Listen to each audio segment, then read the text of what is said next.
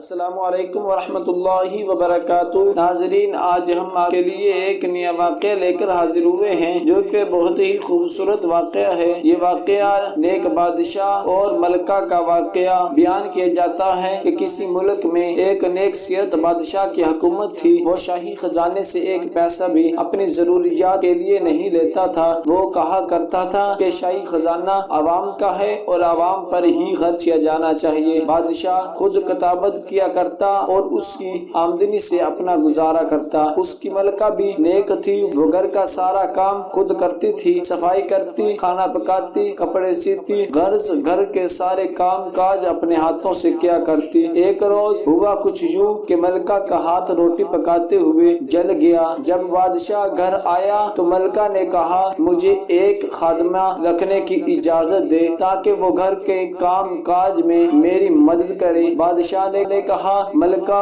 تم جانتی ہو کہ میں شاہی خزانے سے ایک پیسہ بھی نہیں لیتا، اس لیے کہ یہ عوام کا پیسہ ہے اور میری آمدنی اتنی نہیں کہ میں ایک خادمہ رکھ سکوں، کیونکہ میری آمدنی میرے ہاتھ کی کمائی پر ہے اور کتابت سے اتنی آمدنی نہیں ہوتی کہ میں ایک تمہارے لیے خادمہ رکھ سکوں۔ مزید بادشاہ کہنے لگا کہ اگرچہ میں بادشاہ ہوں مگر حقیقت میں ایک عام غریب آدمی ہوں۔ شاہی خزانے پر صرف عوام کا حق ہے جو صرف عوام کی فلاح کے لیے ہی خرچ ہونا چاہیے۔ اگر آج میں نے اس خزانے سے آج کچھ لے لیا تو کل خدا تعالیٰ کو کیا جواب دوں گا؟ ملکہ، تم حلال کی کمائی پر صبر و شکر کرو، بروز قیامت خدا تمہیں اس کا بہت اجر دے گا۔ بادشاہ کی ملکہ بھی کیونکہ سمجھدار اور نیک خاتون تھی، اس لیے پھر سلطان سے اس سلسلے میں کچھ نہ کہا اور گھر کے کام و کاج خود کرتی رہتی۔ اس لیے کہا جاتا ہے کہ خدا سے دوستی رکھنا ہو تو اپنے ہاتھ سے کماؤ اور